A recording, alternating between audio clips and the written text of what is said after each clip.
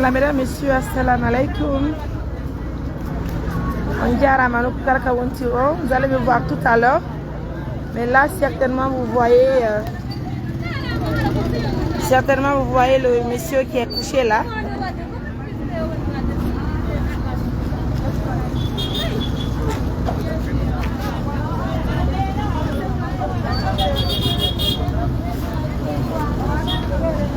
Voilà, vous savez, on a votre cible d'assistance humanitaire d'urgence.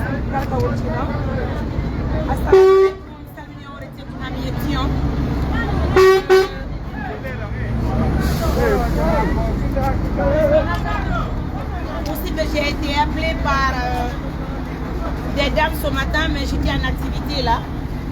Je viens de finir l'activité, tout de suite je suis venue, ils m'ont dit qu'ils m'ont appelé à cause de ce monsieur qui est là. Je me dis que c'est pas une chose très facile. Vous allez beaucoup m'excuser, mais là il faut que moi-même je me protège parce que je ne sais pas il souffre de quoi. Mais néanmoins, sa situation est très compliquée, on ne sait même pas comment le retirer ici d'abord. Vous voyez la situation, c'est très compliqué. Je dis bonjour à tout le monde. Ensemble, on va essayer de voir comment sauver ce monsieur qui est là. Wow. Nous devons la faire un milliard. Nous devons la faire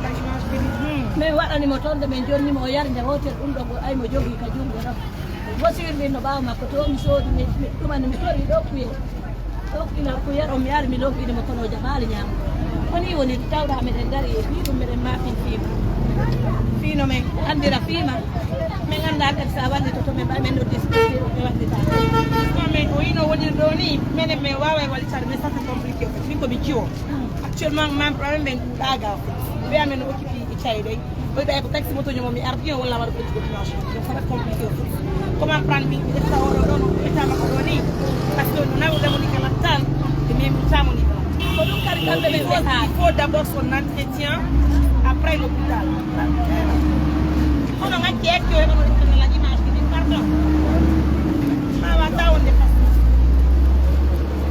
grae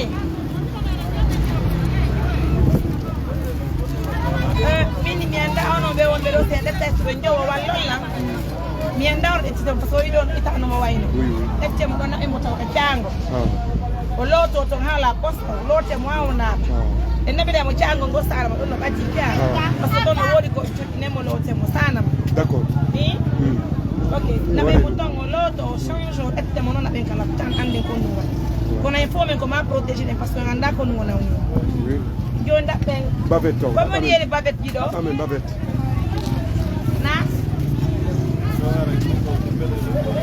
to hare konto ɗum mbede ɗo aɗa ɓuure ɗumman konto wayde ɗum mbede koye kadi kadi woni naɓɓude mi anda kata kata ɓe men sije ɓe ndaare woni ɓe jaɓay ɓay looto hay kadi kadi harnu abimi naɓɓoya kadi kadi haru kam konto no heɓa toon kadi kam par ce que min ɗum ɗo kadi an mbeɗa alaɓe ala yeedi ma en suɗen no paquet o e ala yeedi gay heɓugol ɗum noon ɗo yimɓe yeeso caméra o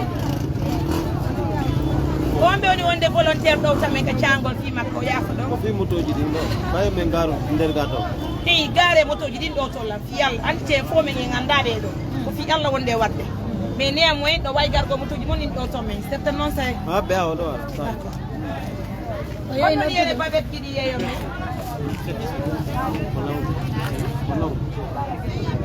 ɓakke Babette ko jeeɗu il est malade a waɗde ɗi sappo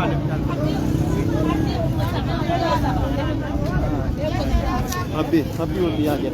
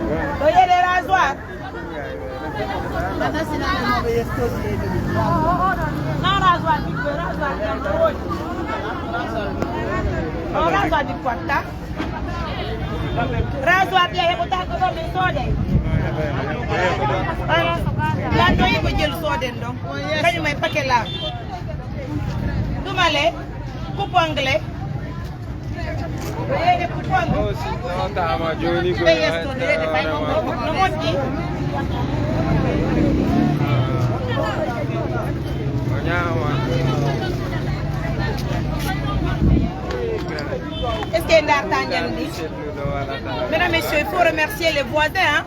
Ce sont les voisins qui m'ont appelé. Il faut d'abord remercier les voisins, l'implication qu'ils ont pu faire ce matin. Avant notre arrivée, je me dis que c'est normal parce que ce sont aussi des citoyens. Et surtout, vous avez constaté, hein?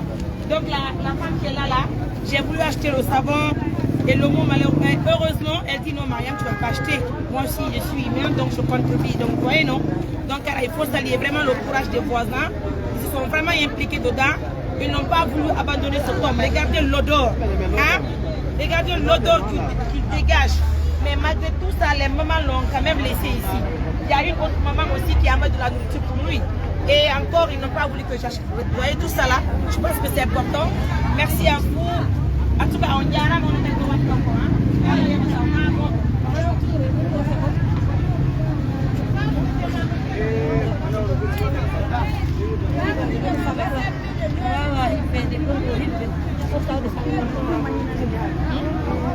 En tout cas, merci à toutes les mamans qui se sont impliquées dedans.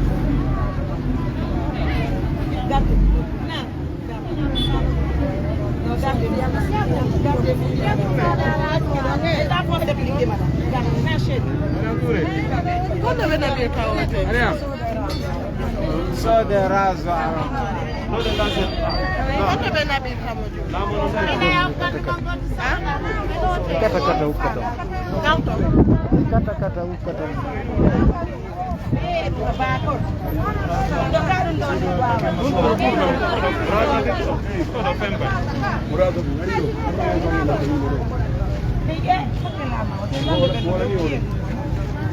Non, non, non, monsieur, s'il vous plaît. Ah non, excusez-moi, pardon, c'est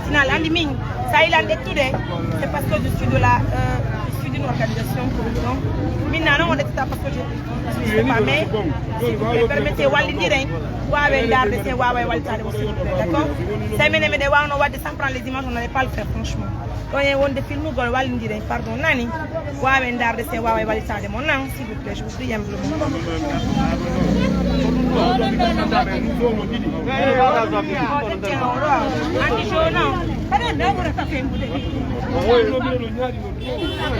Sizo kadi sino wote sizo. Mure sizo fi diminui doltra. Bangala. Ino mo lokati sino mo yote. Ani selani ke bedo. So di pake pore. Ati 20 000 ha. Ya ubado gadaro la.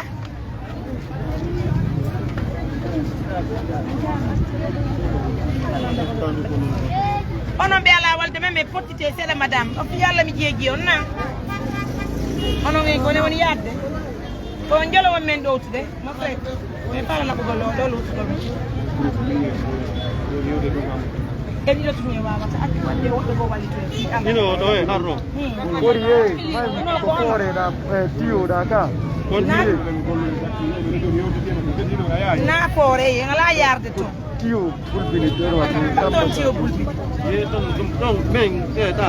Sana mado. Sana mado mene me lo tiwo eso. Awalo. Me pake di Kodi pore gi ba mo no ye to men pake pore di 5 anni di. Pake on ala.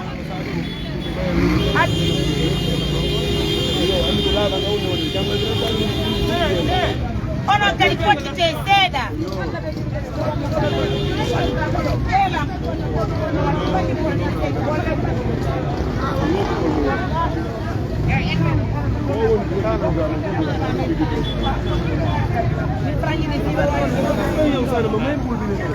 Kono mi won. Pulbine mi falande ko pulbine on tutti. Ko pawo to ko tela yo go udderi ara chango longo sera travo.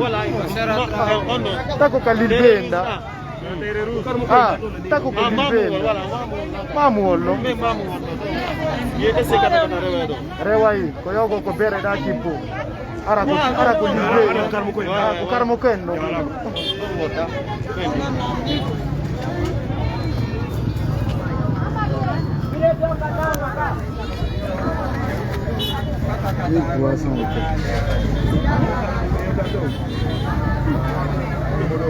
Joni ono won men autre veni walli no e motoji mon in toro wallon men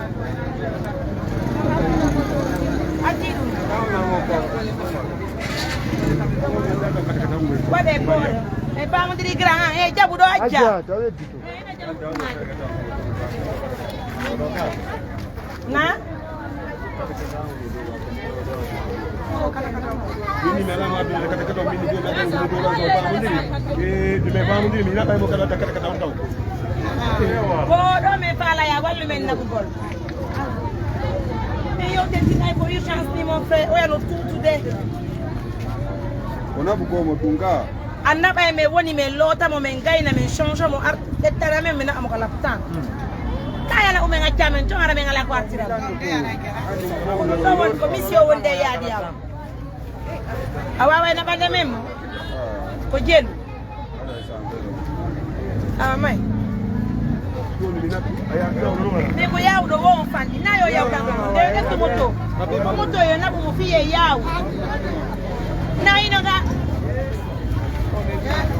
ko sabu sta ko te Ate jogi tido.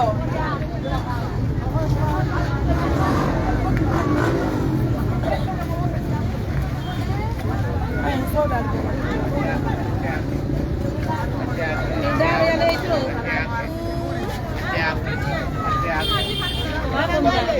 Na, oto yaw gonno dakka din sere. Wo kude di sisi a dimi hara rapide mo emu. On se obe wata pepide de tuka ko. Awati ati femi. Oe, argaro la do mi wi. Ono potite to be. Potite to ono ngala ju potite to. Rapida mo emu. Kude di rapida mo emu. Ya ba nono de tira, ma di se pli e ma ko de do wawa ya. Ono ye ene biro na no ndi ye tinno wono. Ke mo mele ko ma to wala ko te ta won.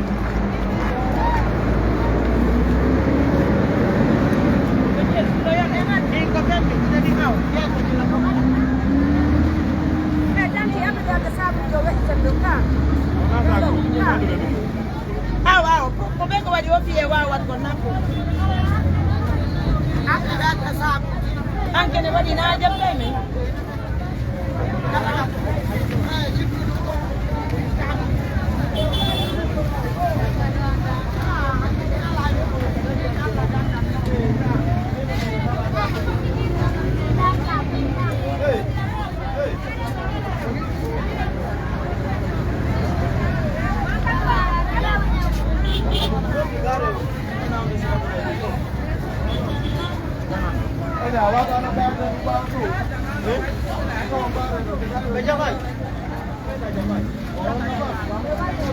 Dari butuh bayi nasional ini,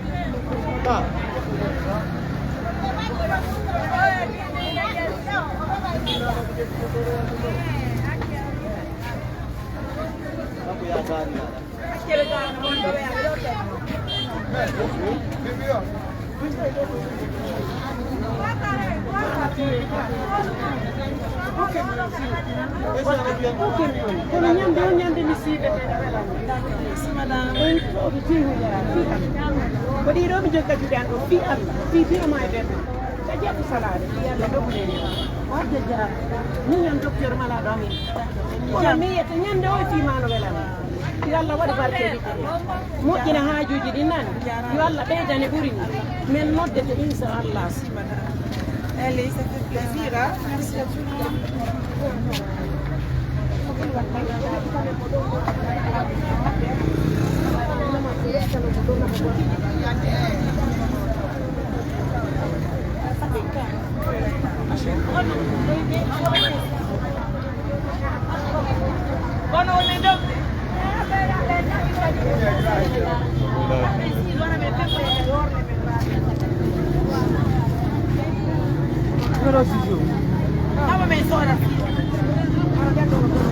Merci à tout le monde. Merci mes amours, ça fait plaisir. Vous voyez, c'est une maman aussi de côté qui vient de donner son argent. Comment on peut dire merci à toutes les bonnes personnes?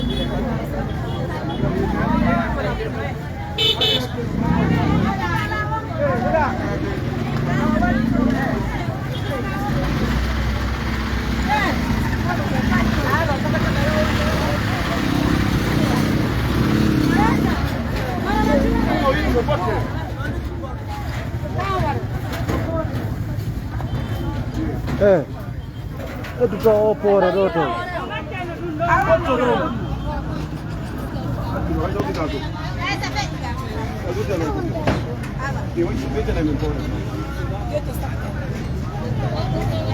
On haure.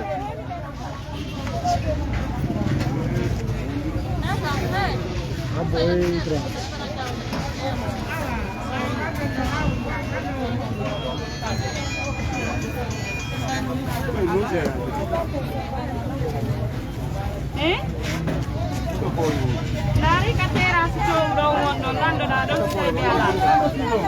Dai, pode pôr, Ina po.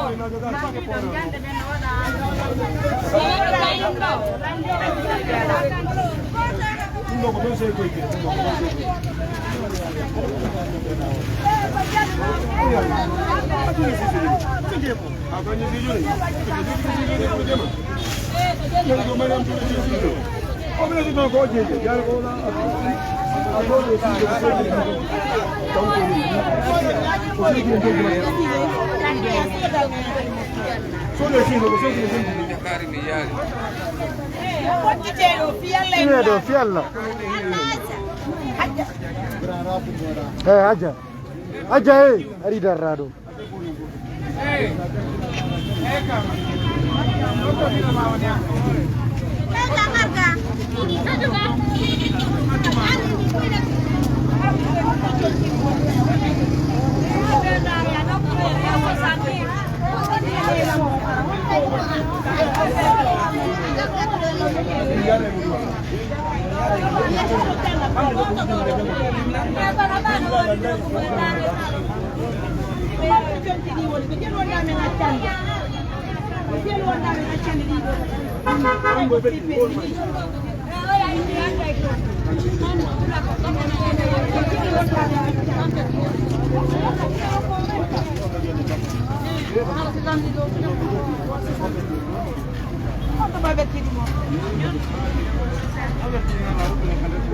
Apa tu?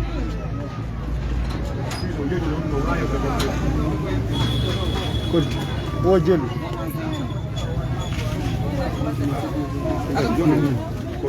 Dari kau jelu.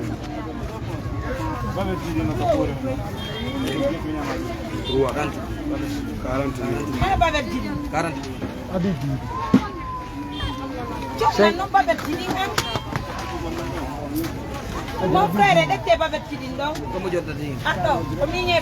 Aja junni mudimi. Como ni kadia. Como kadunia ada ya. Ming adi ko ati beti.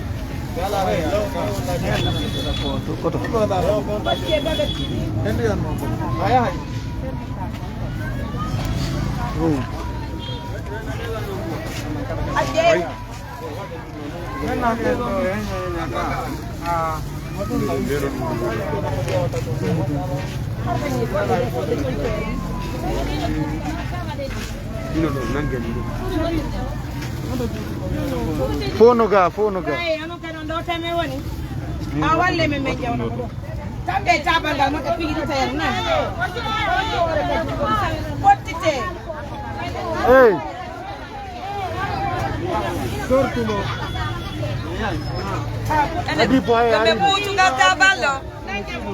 Adipo. Kami puto na cavallo. Hey. What is he doing, Tom? Abe pusa ngalo. Abe. Nara no no eh. Mena yenga. Kundo no yumi kundo na yenga. Dako. Koto dua ka jarde dundo. Dire.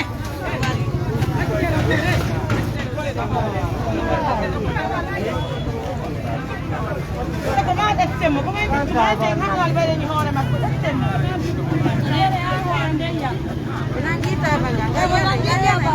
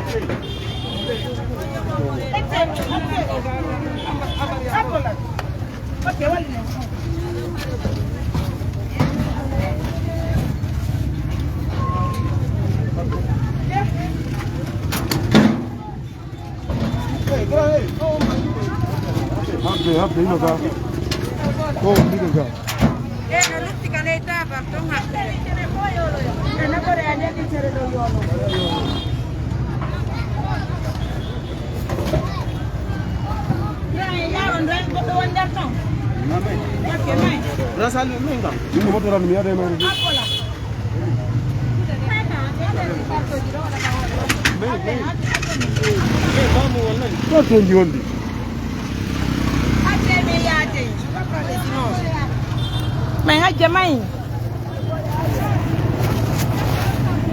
Men tiari, men marga mai.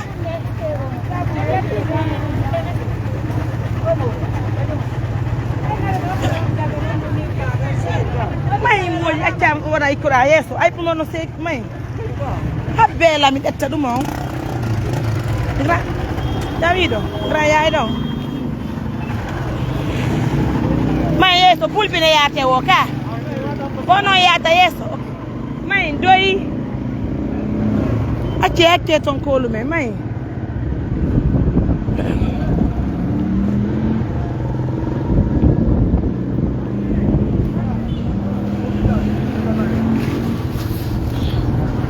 Voilà mesdames, messieurs, assalamu alaikum, comme vous le voyez en image. Là nous partons en mission. C'est des dames qui m'ont appelé hein. Yeah. Hande odo ko kata. Ike yeso. Kofi image gidi.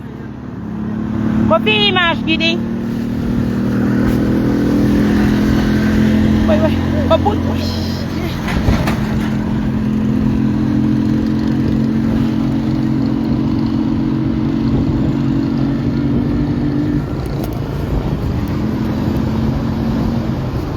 Namora non è bancare. Na? Ndia ulane. Unno. Bengala non dia ulan kono kamon to me woni yaade. Awalil be ari ga wallam e kamon to me woni yaade sibe ngeba ndia ulan ton. Quoi.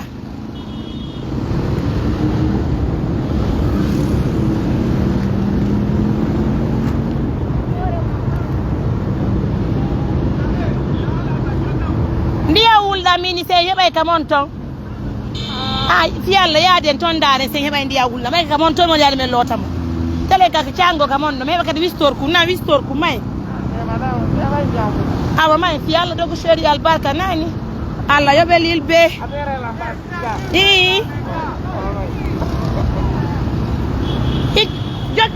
ko lilbe jokkemo gaba be tawne be detta image ki din jokkemo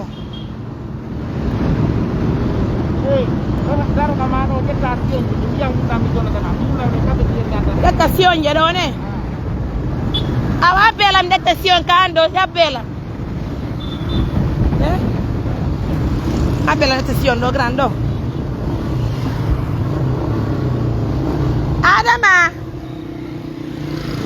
Adama yeah Adama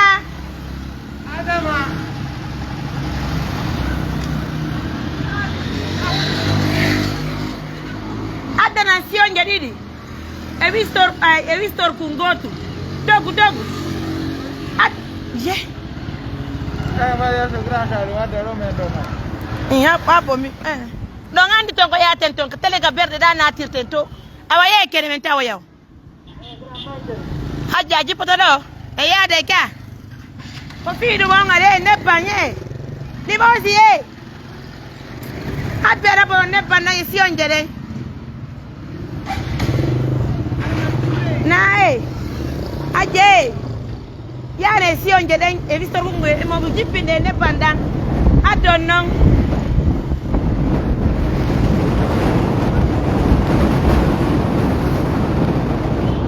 Musibe on wonbe sibude assistance humanitaire d'urgence nokku kala ka wonti domi do ñonga assalamu alaykum do salmini on re teddungal musibe haray ko andi ngollon iden nodda finene goto medem do ko gonga wala haalude ganda on to wirene aduna kono bay tungare woni go musiddo medem nimo sonji himo nawni mo tutude ganda ko nawni nimo haray musibe e ngari faaba golmo yo Allah subhanahu wa ta'ala wokko e baraji mum donc en ari de ngewre laawo de nabude mo lotemo nawre mo galaptan musibe haray de ni julbe Allah be fo assalamu alaykum de salmini be hore teddungal o isagata be taxi motobe be accutube golleji mudum jokki en jokkiri fi Allah woti annabijo fi yawgol wallito en walle musibe meden go musibe haray ça fait vraiment pitié ça fait mal au cœur den turi Allah yalla yobire no mojjiri kodo yi donc kodo natirte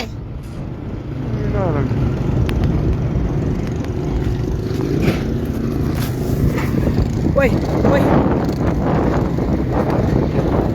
yeah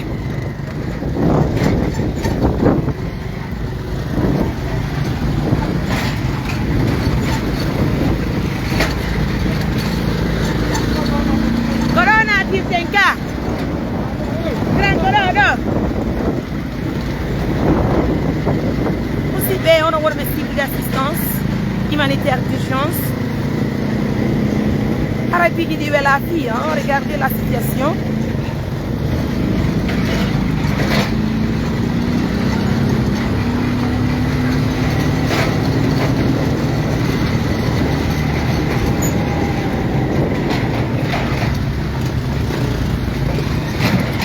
Voyons, nene.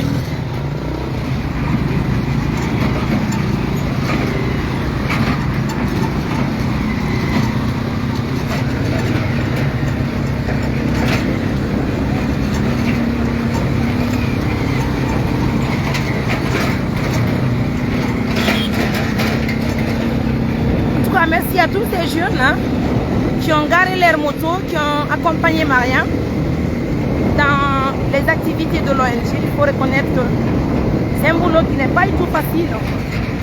Mais on dit alhamdoulilah puisque c'est Dieu qui va le payer. Chacun fait un peu pour qu'on puisse, en tout cas, s'en sortir, hein, comme vous le voyez. Allah Akbar. Oui. Oui. Voilà. Ali nan ko min no yewto ton kambe no wodi ay ko goddo jodo kono wonen do joni garen do yo warta ni ko gidi yo yara ni arta ko gidi aldi ko gidi yo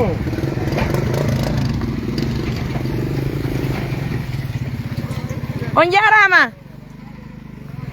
alla conto lil be woni Here yo do na mo ka il grando Abana kandia. non na bubi lil be awa woy ngabo mo wulde ndi andang wade mo nan har ko ndi a wulda mo nawni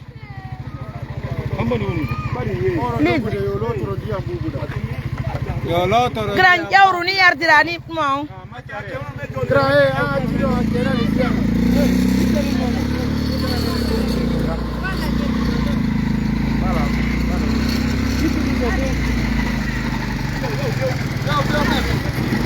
Dan c'est bon, dan c'est où comment anderto. Voilà. Hey, akarino diam. Hello dam gane kata kataru. Aw. Dota moderto. Rumo loke. Hai kamla ko aite. Woyo. Adi no foka aite. Ha kwani ndo. Tuni do mo yako hawni. Haron setinal nangrang.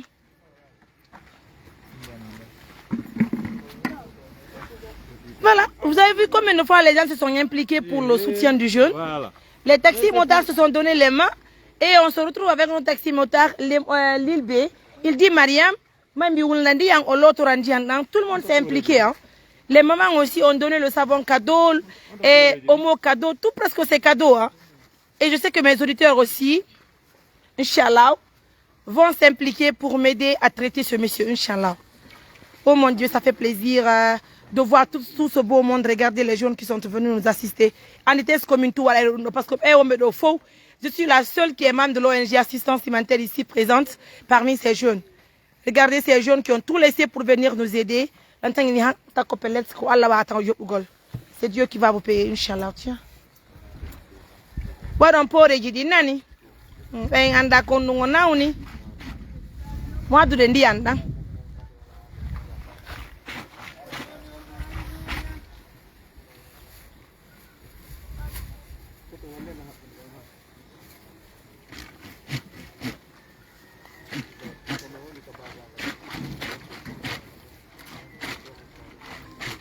Koto onjarama. Voilà, Loudé. Il parle français. Très bien même.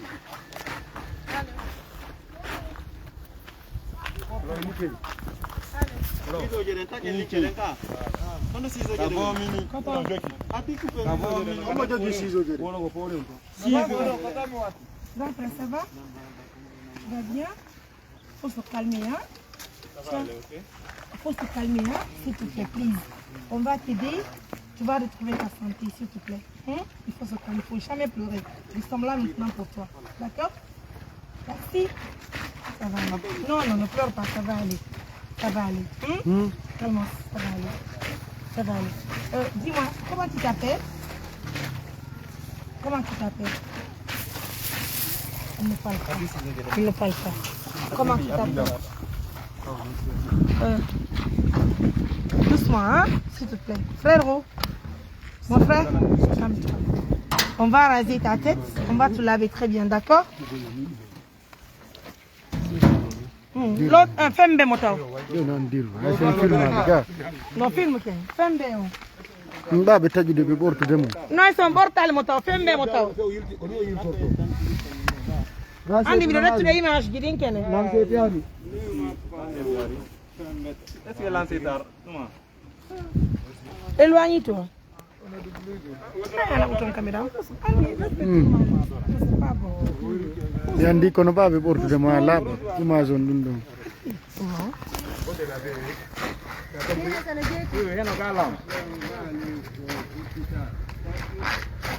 Konto mo yido fetudo.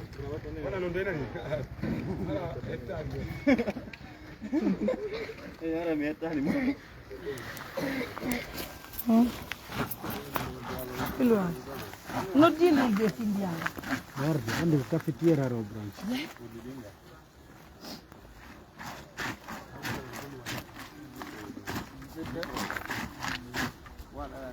Merci. Wali ndo photo. Debu kale digata. Naga, foto. Hai che qua. Pusto. Aku direttong con pusto tu. Ya tu. yow tu dara na so Nai. yow no ka do diawa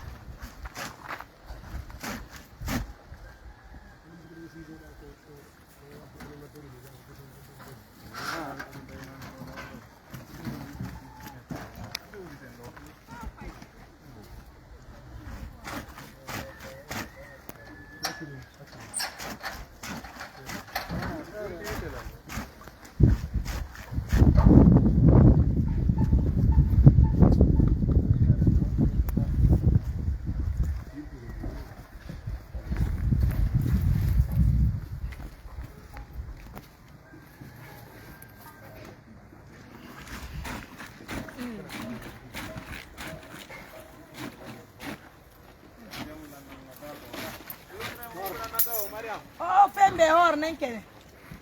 Lilbe. Lilbe! Lilbe! Kwa yana busiongo, ne mozi. Lilbe! Na busiongo.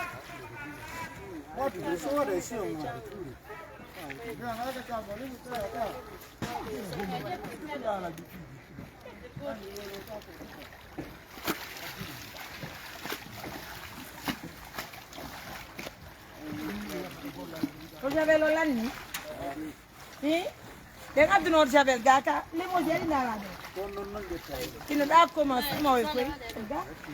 Ina o javel mo we kwe. Hoine kwe do. No hoine adero bidon, hoye adi bidon on do mo fe. Otu bidon hoine na do. Pra lani tong.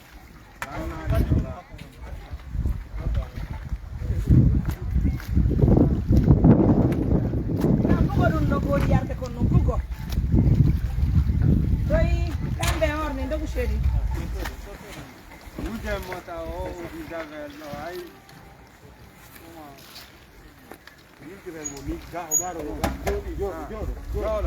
Yori aswata yori mora. Cambe mona ni ma oyana.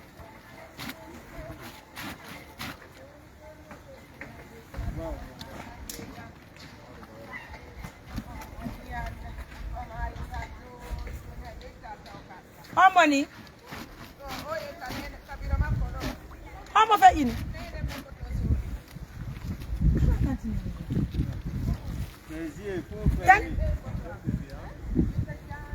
Tanti nene. Koyalla ko nani? Bani adama ko jokko ni nyande o nyande. Nene. Dame danki sibeni lambe ya taka laptan. Anche gemma come ne wonduno. Wai nene. Ye. La ilaha illallah Muhammad Rasulullah sallallahu alaihi wasallam. Temo di tupigiri na mimi no futigiri ngai sabu ne ko sempe. Na sabu ne mo dinga. Allah. Ye. Ino go pai kuma eko. Pai ku. No ye coming yanki. Mogonga.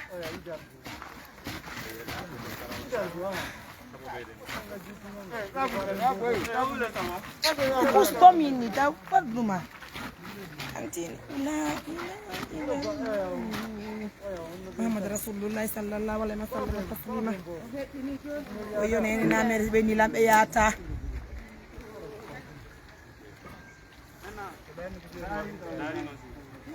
Salam.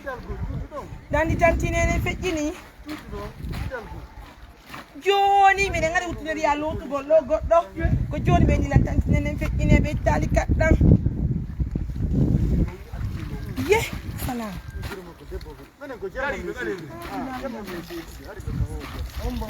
Ye. Unno ko bita mabbe on noddila joni.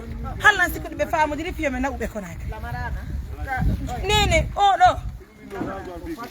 Yeah. Occupira no siso, gioco a tu. Occupira no siso, lui doctor. Oh, siso, tagli. Acha siso ye dengan lemoji. No rado a picco giornale. Wale sizo on tawo.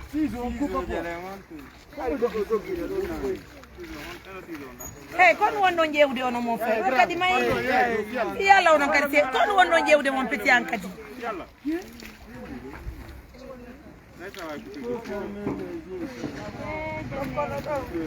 Ye. Ono ko jango me wonno yare kala pta. Ye.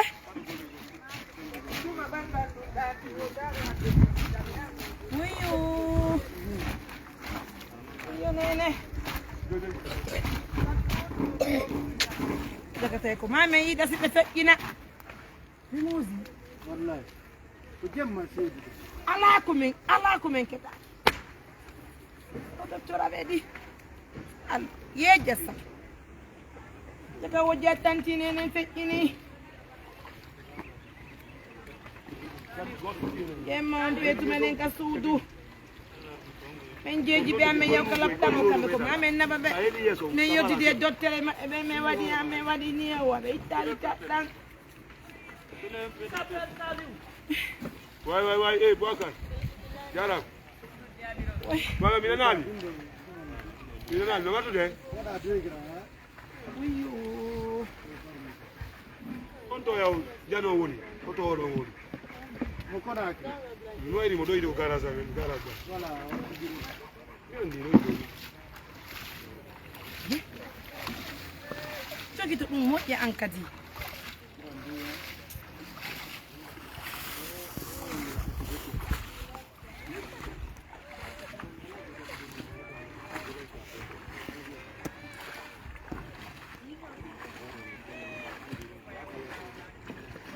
Oui. Oui. Jam ton. Ye. Bros no da. Ke ko ko ko ya le ngoro. Dama pe on noti. Bi anarde wonde ko modi. Ye.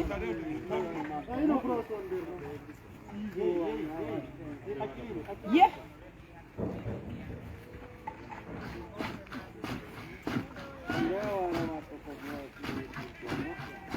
Doi. Abeta wara no ma Musa gran. Silve adali ndia ulanda. Yeah. Gite makko de yitane mo sabu nene mo. Gite makko de ni sirmo yeso mo. Yeah.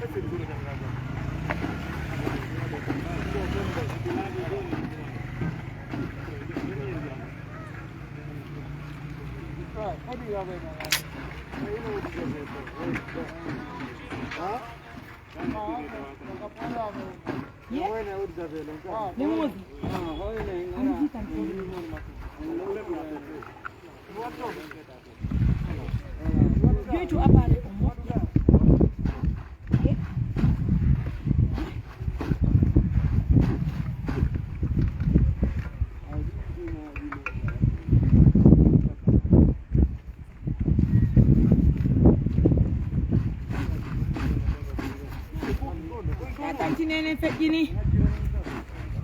Allo? Tanti nene be wonno de hanji kamen don. Ondo tupe. Be fekkini. Tanti nene. Ya. Fa fula yalti. Awa halambe don. Je.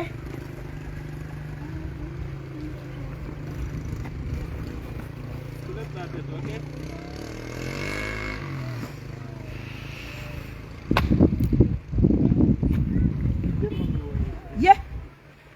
Demma be wanno ka mburi 1 heure du temps ko hande ni ko kambe benno ko jema be men nodude be andas e fawde be fiyo me yakko na kriyan ye ale tubi yo ga ci yalla la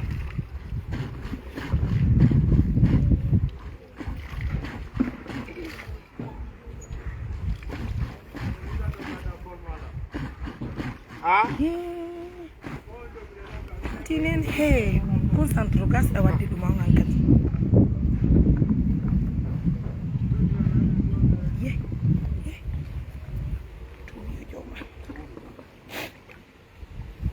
nene. Iyo. Jakani ti se yaadu no be hande ko nakiri ne.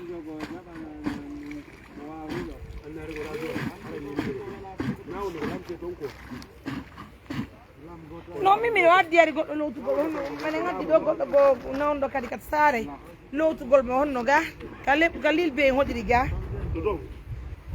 kalil be hodiri ga jega tantinene an kadi andi talane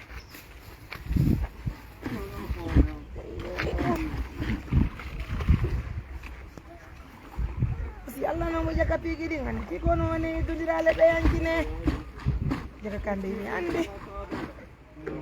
andi ti be ni watta jalizo be watta jalizo be ni ma be isata oyo nene ono na oh e mo jana ka sudu go min la ngari min no maga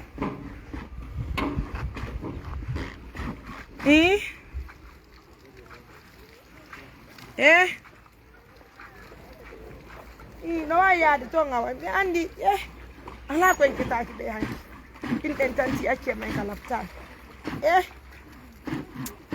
kuri Allah muidi yo Allah ya fa be ya fa be wondara ko ya fa anti salaman ko mi yo wala day oy Allah ya fa tanti nene ona naki Allah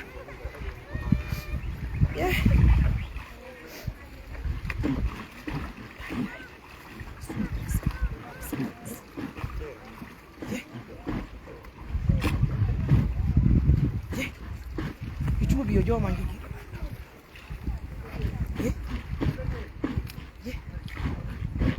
kuno lel be sayino be anken tanta dine fi ina yande minnu ma me yoti am eni me Mariam si me nabe be ko ma na be Dakar ma dum Côte d'Ivoire me yodde dotto joni Mariam ko on addi mo urgence kala tan me ngi tanti me wara nan traitement 4 mois fi jalizo eni me Mariam so ta bayna mi mayu ko hanki jema wadi joni min ma ko me yanta o do bido ma don noddi joni non la bella be nawniti kono mi warata la o ki bini har ko la sikude be ne lawn be faamu dire be na be konaki hari be wuli jalizo ko ay ko Allah muy ko pigini fo ko Allah yo Allah ya fo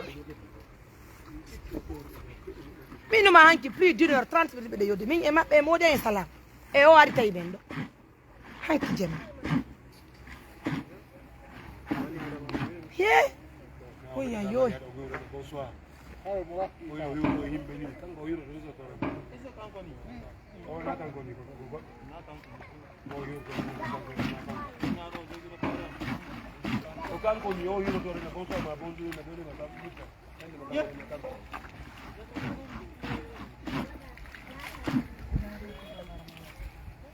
Onon be arbe do fo Allah wada e barkemo.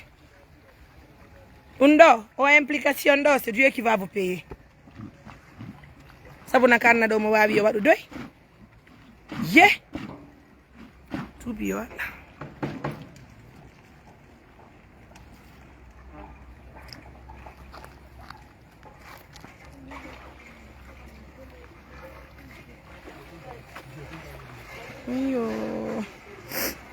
Yo nene. On aki Allah yo be. Lindo lugar imagem.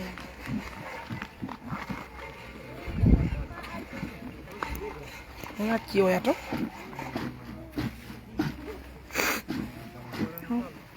Olha aí, mano.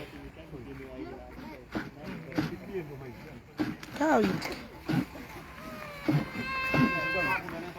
Ngadori ne bandang.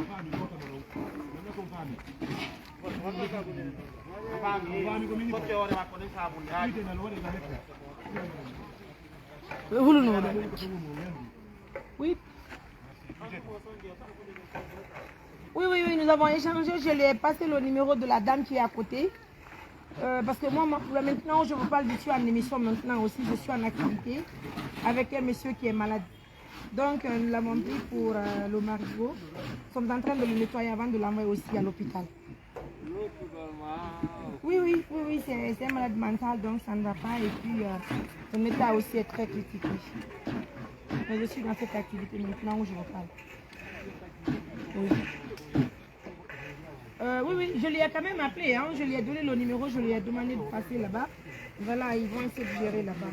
C'est temps pour moi de finir ici. Dès que je termine à l'hôpital aussi, je vais l'appeler. D'accord. Merci. Merci pour tout, hein. Merci qu'Allah vous récompense par le bien et qu'il vous protège. Merci, au revoir.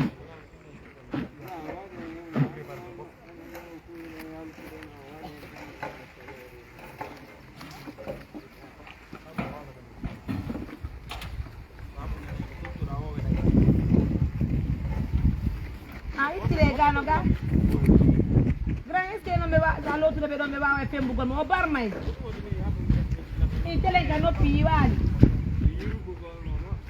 e yake an ma o bar may e gano pi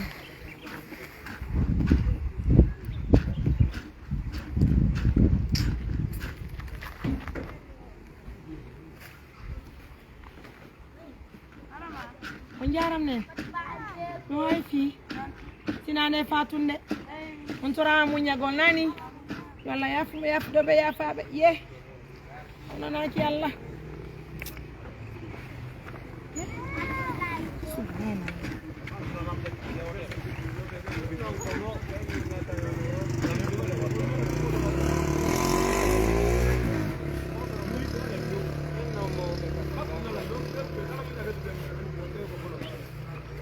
wali nata nangu be famba lota galana bajana sere ni boke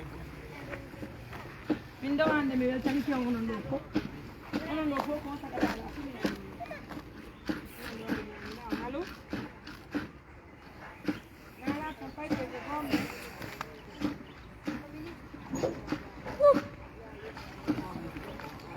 jara manan ko no te ngara men gayni golle Allah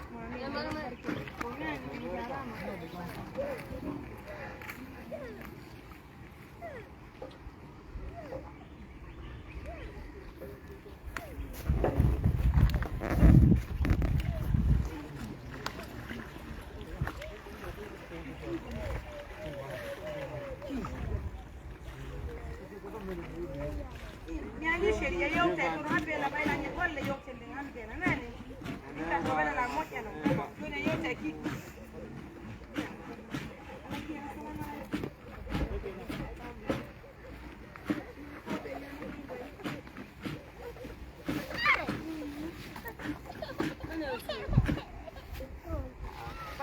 minti kimi kasa mi yaay ton jango am fat jango na bugol lekkele mabbe de ni lekkele ni tan so da jango na tel ben ni wana kabe na ko ko te tan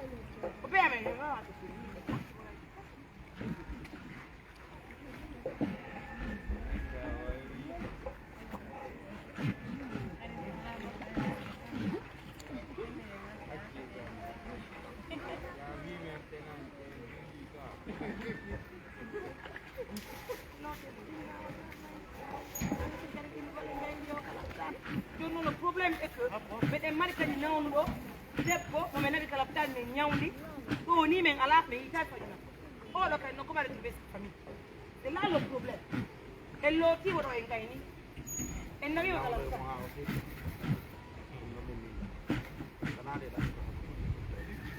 kuna mafama la yoro ni o wata tikifu o si nyawnda o ma o wona jodi o da men etimo men nyawde ko ni mi ala ko wona do billahi ko non ko be na ko kala ko mo be men ko ri jaw yalla on de boso ni dinno no mamu do o men na mo nyawdi do ni me ni men na mo ni kula ya ko tango woni o ka ko be wakka be mara tu be mara ko be wakka Qual è il problema? Non mi andiamo io. Una da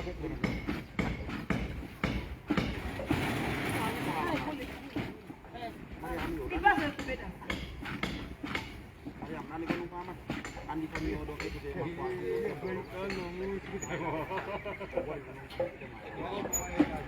TV mak nak ko terra. Andi ko are no son kadon ka. No problem. Giluma. Andi wadu ka plastic. Dia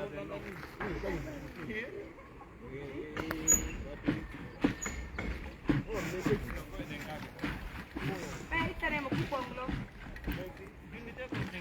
Kuponglo. Voi batto anche di gran. Le musiati kuponglo. Wala.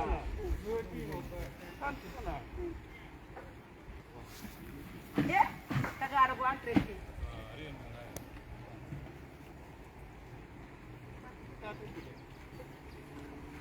Tagaro ko ang 3.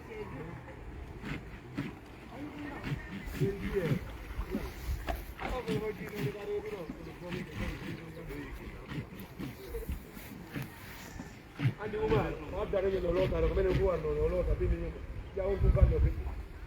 Umar go go no no, mene ko ngale ngatar no Umar go ya. Umar mai. Me andi mo lolota no woni yonde zugo feki. Billahi wallahi talla. Ana ko yete mo sukan ken zaka yo puti no do wari. Billahi.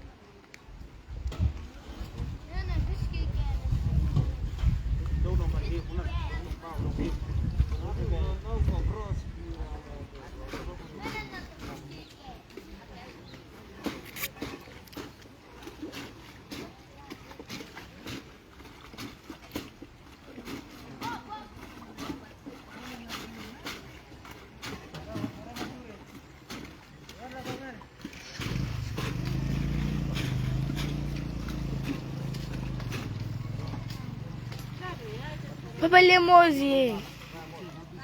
Papa Lemosi.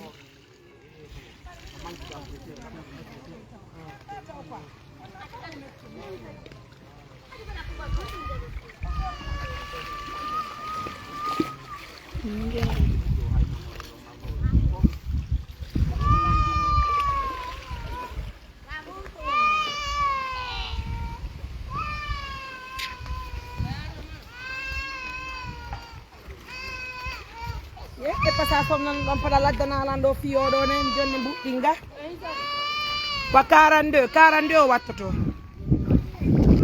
pare pettu hi e waɗay pettu simple on ɓayɗo teddani mo waɗa pas de simple on ko awa Mtu bara woni do.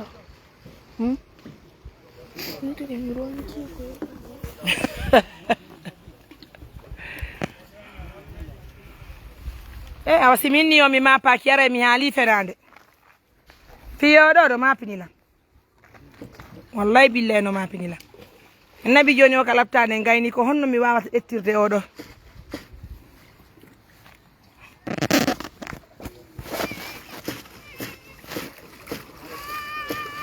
On va couper le direct au temps pour nous de s'apprêter. C'est un enfant qui filme, oui. Et puis on ne voulait pas vous montrer l'image, mais c'est un Jean qui t'a. Je veux couper, vous allez voir tout de suite la vidéo.